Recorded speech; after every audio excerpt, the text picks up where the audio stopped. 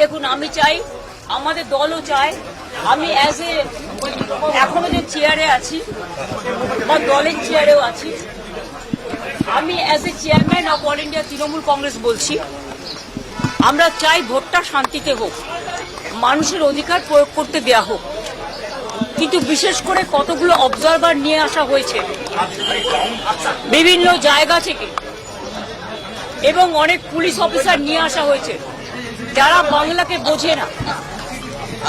যেমন গতকাল রাত্রে যে অত্যাচার করেছে সারা বাংলা জুড়ে, আমি কিন্তু সারা রাত জেগেছিলাম এবং অবজারভাররা থানায় গিয়ে গিয়ে প্রেসার ক্রিয়েট করছে শুধু আমাদের পার্টিকে টার্গেট করে যে সব তৃণমূল কংগ্রেসের এজেন্টকে গ্রেপ্তার করো।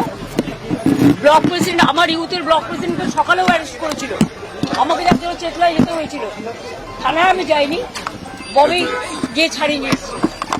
সেইভাবে বাবাইয়ের বাড়িতে কালকে রাত্রিবেলা, বাবাই এটা 17 নম্বর ওয়ার্ডের কাউন্সিলর, এত পপুলার ছেলে এই এলাকায়, তার